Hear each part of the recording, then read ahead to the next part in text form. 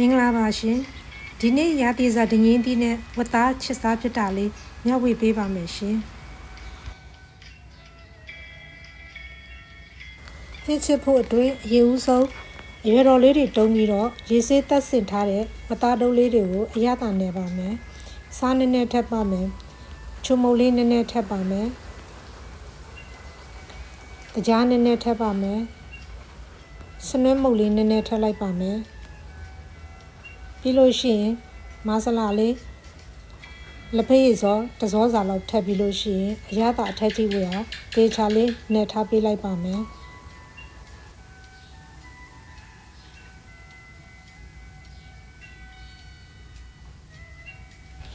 နေထားတဲ့အသားတွေကို7မိနစ်15မိနစ်လောက်နှက်ထားပေးပြီးလို့ရှိရင်ဟင်းချစ်ဖို့ပြင်ပါမယ်ရှင်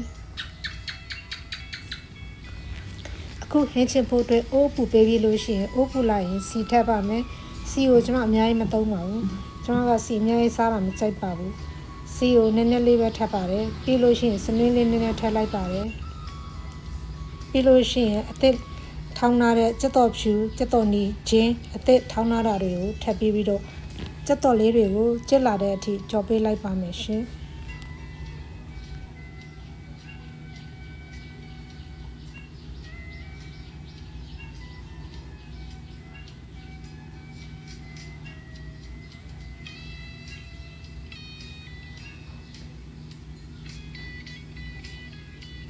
ချင်းကြက်တော်လေးတွေကြော်ထားတာကျက်သွားပြီဆိုလို့ရှိရင်တော့ဟင်းချစ်တဲ့ငရုတ်သီးအစိမ့်မုတ်ကိုထပ်ပေးလိုက်ပါတယ်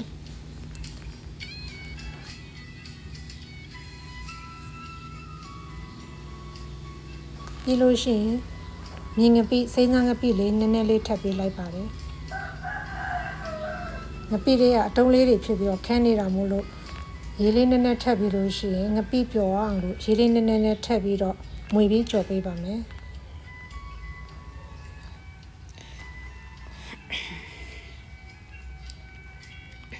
အခ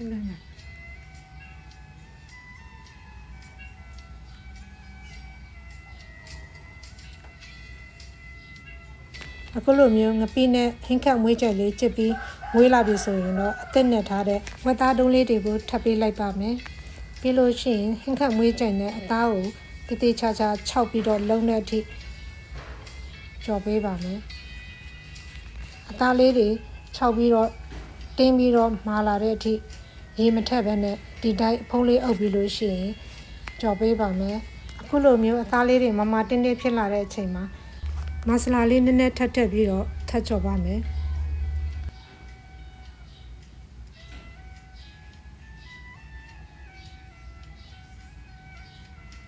ပြီးလို့ရှိရင်ဟင်းအနည်းရအောင်ရမ်းချီသီးလေးတစ်လုံးကို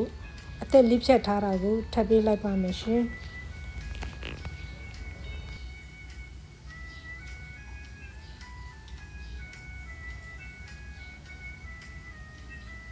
အခုလိုကြော်ရင်းနဲ့ခရမ်းချင်သီးလေးတွေပါဣလာပြီဆိုလို့ရှိရင်အသစ်ပြင်ထားတဲ့ဒညင်းသီးပြုတ်ထားတာတွေကိုထပ်ပေးလိုက်ပါမယ်ရှင်ဒညင်းသီးလေးတွေကိုကျွန်မကအချိန်အများကြီးကြာမှဆိုလို့ကြိုပြီးတော့ပြုတ်ထားလိုက်တာပါဒညင်းသီးတဲ့အရသာဝင်ဝါအောင်လို့ရေမထက်သေးပဲနဲ့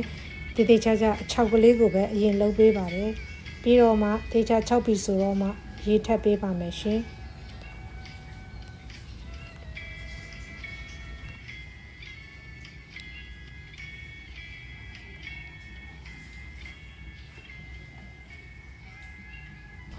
ပြီးလို့ရှိရင်တစ်ချင်းမွေပြီးလို့ရှိရင်အဖုံးလေးအုပ်ပြီးချက်ထားပေးလိုက်ပါမယ်ရှင်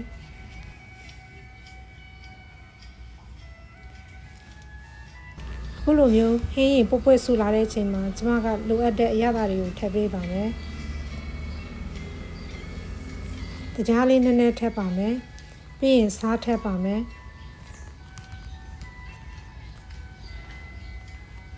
ချုံမုံလေးနည်းနည်းပါထည့်လိုက်ပါမယ်ရှင်ပြီးလို့ရှိရင်ငံပြရည်လေးနည်းနည်းလေးပါထပ်ပေးလိုက်ပါမယ်ပြီးလို့ရှိရင်တစ်ချင်းမွေပြီးလို့ရှိရင်ဝက်သားနဲ့ဒညင်းသီးကိုကျစ်တဲ့အထိစစ်ချစ်ပေးထားလိုက်ပါမယ်အခုဆိုရင်ဝက်သားလည်းကျက်သွားပြီဒညင်းသီးလည်းစီအီလေးဖြစ်သွားပြီဆိုတော့မကြီးမဲ့ရည်လေးနည်းနည်းထပ်ပေးလိုက်ပါတယ်ပြီးလို့ရှိရင်တစ်ချင်းမွေပြီးရင်ခဏလေးအုပ်ပြီးလို့ရှိရင် 2 မိနစ် 3 မိနစ်လောက်ချစ်ထားပေးလိုက်တဲ့ဆိုလို့ရှိရင်အခုအနေထားမှာဒညင်းသီးနဲ့ဝက်သားဟင်းလေးကအသက်ပြတ်မွေးကြိုင်ပြီးလို့ရှိရင်အရန်စားခြင်းစပွဲကောင်းတဲ့ဟင်းလေးတစ်ခွက်ကိုရပါပြီရှင်အဆုံးထိကြည့်ရှုပေးလို့ကျေးဇူးအများကြီးတင်ပါတယ်ရှင်ကျမ်းမာချမ်းသာဘေးရန်ကင်းကွာလိုရာဆန္ဒများပြေဝကြပါစေရှင်